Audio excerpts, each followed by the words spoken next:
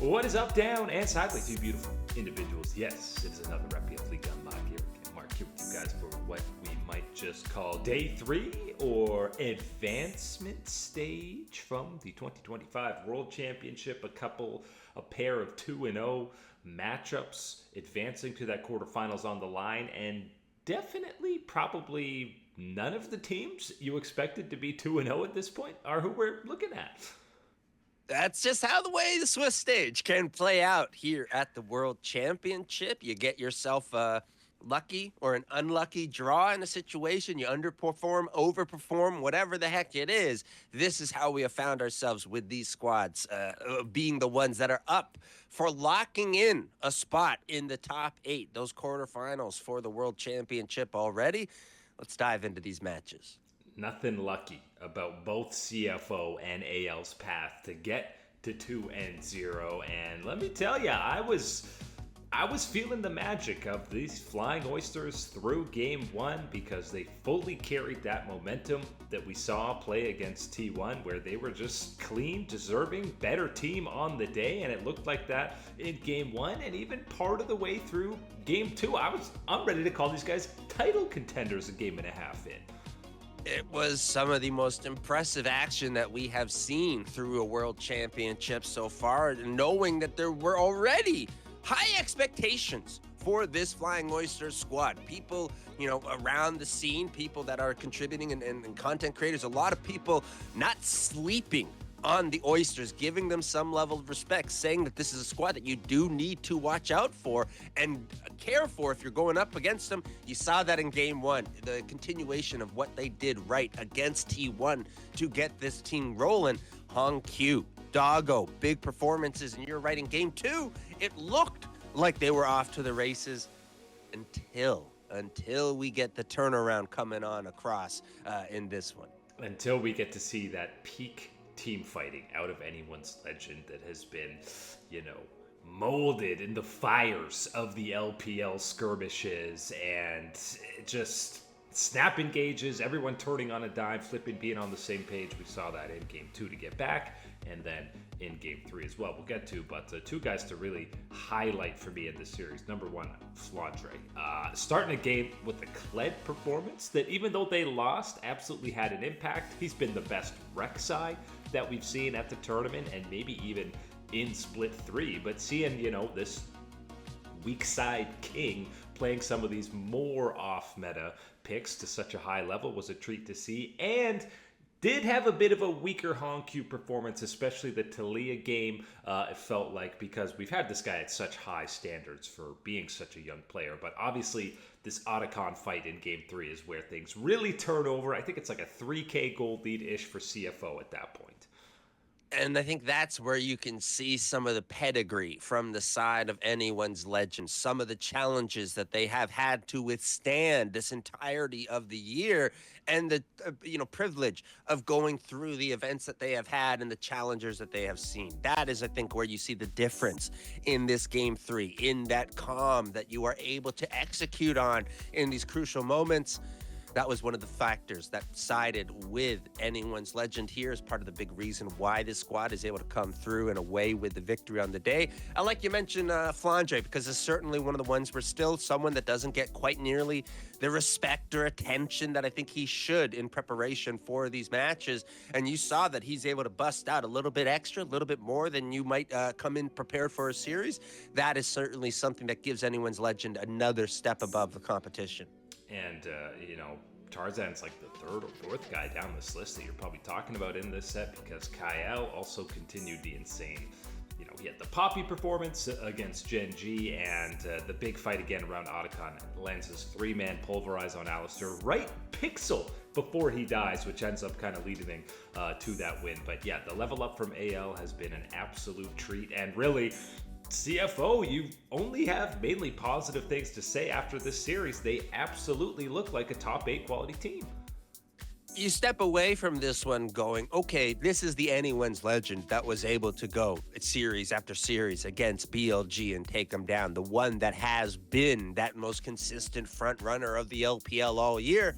they're here and they're going to be the real deal at this World Championship, especially seeing players like Kyle step up and deliver even extra on top of it all. This team, absolutely, anyone's legend, is one to keep an eye on as we move to quarters. And then still stepping on the other side of it with CFO, what you have seen from this team, how they can challenge, how they can push the best of the best. Again, remember, the most consistent top-level team that we have seen in the LPL this year.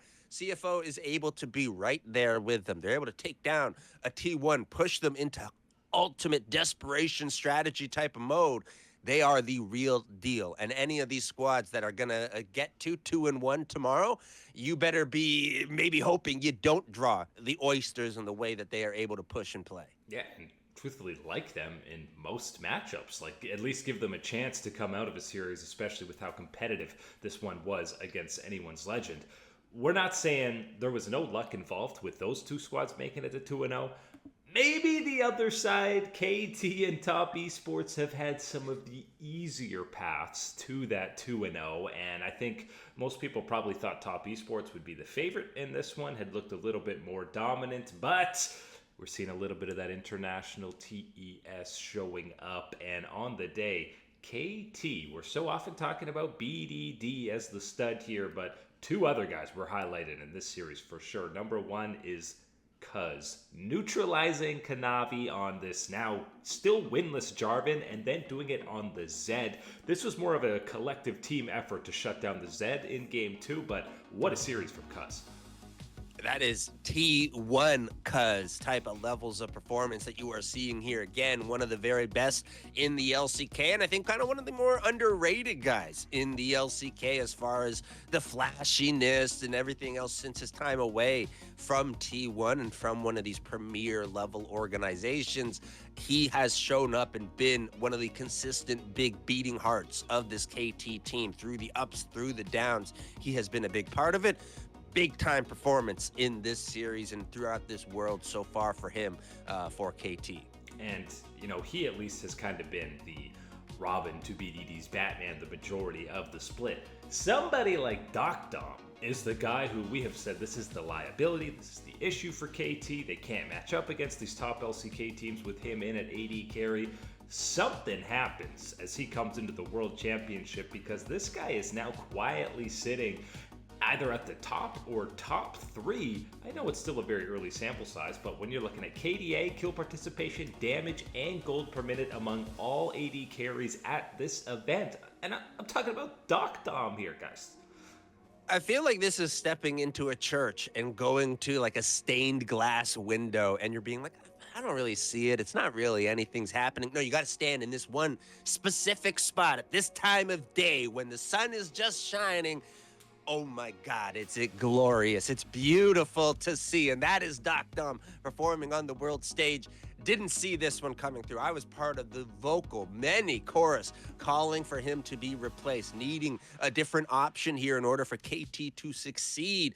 And we even saw KT agree with that and try replacement at time, not get the results that they needed, go back to Doc Dom, and we have seen him grow and shine at this event to levels that I don't think we've actually ever seen him in his career. And we are talking about someone that has been at the World Championship type of level before. So certainly, absolutely a big boon for this KT squad that he is performing and contributing at this type of level at the event.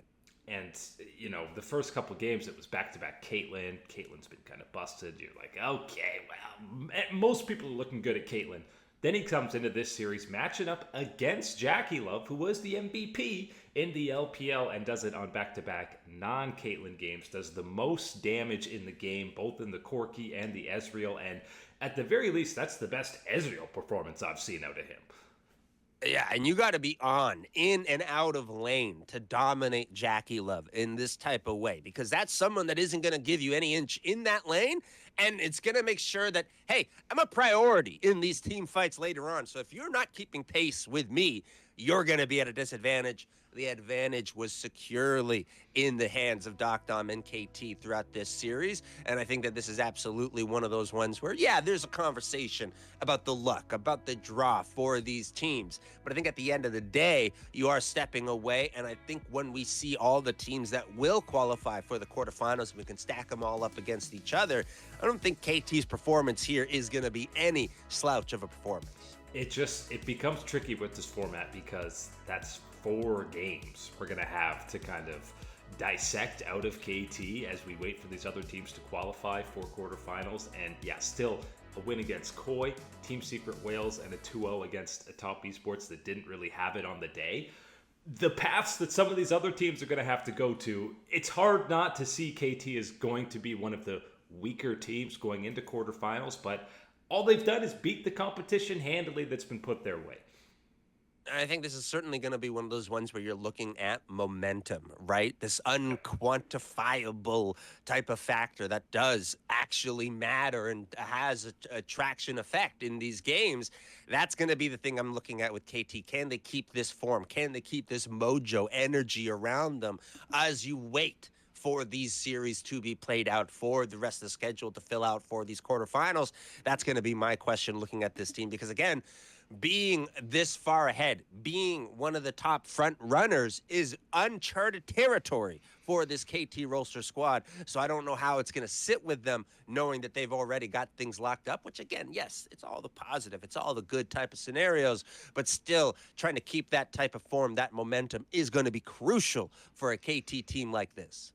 And, they'll be sitting pretty watching as top esports and CFO have to go back to battle on the Rift on the Saturday. We've got these 1-1 matchups, and I mean, assuming you go favorites, who will advance to the 2-1, you're probably going to say FlyQuest over Secret Wales, BLG over G2, Hanwha over 100 Thieves, Gen.G T1. It gets a little bit tricky, but that's obviously the standout one in these matchups, and the more standout to me is one of them's going to be 1-2, Mark. You're going to lose 2 and go down to 1-2, and you say, great, who do we have? Gen.G or T1? Huh?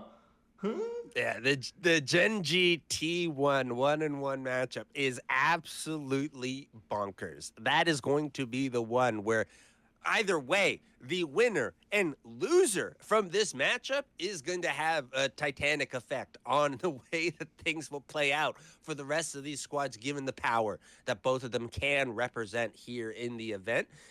Very much so looking forward to that one as you laid out. I think the rest of them are more so having a clear-cut or advantaged favor, but none of them, I think, are matches where you can't envision the upset coming through or the other type of thing around. So still going to be some very, very intense matches coming their way. Yeah, still best of one. So absolutely, there can be an upset angle. 100 Thieves already did it against BLG. But how about the schedule for 100 Thieves so far, by the way? Go from BLG TES into Hanwha Life. It's been a rough one for the 3rd seed from the LTA. Yeah, that's not really the type of sledding that you like to throw your 3rd seed into if you are looking, especially for a region like the LTA at this point. But I think 100 Thieves has done about as good as you could expect from them. I like Dokla's post yesterday talking about TES doesn't respect their elders, beating up an old man, the oldest top laner at the event, having his jokes, still keeping the vibes good. Certainly one of these ones where I think you are comforted knowing that it is Dokla taking the charge, taking these opportunities against what has been an insane schedule for them, especially in that top lane when you're looking at rolling up against Bin. Now we're getting a matchup for this one. This is going to be absolutely crazy for him that he's got Zeus on the other side right again. I don't think this was in the contract negotiations just a few months ago for your boy Dokla. Yeah, it's a big level up from any of the top lane matchups. Sorry, Bwipo in the LTA going into, the gauntlet of Bin 369 Zeus. And then of course, on the Sunday, we'll have the elimination round starting. Either MKOI or Fnatic, I'm sorry to say, they are going to be flamed to oblivion, whoever goes 0-3. It's going to be unfortunately deserved, I think, at the end of the day for both of these guys, the matches that they have had, the possibilities that have been in front of them to be at this conclusion point where it is one or the other going home. That will be a disappointment all the way through. And I don't know if you're really going to feel how much better about either one of them pushing the other one down under the water to keep themselves afloat here at the event.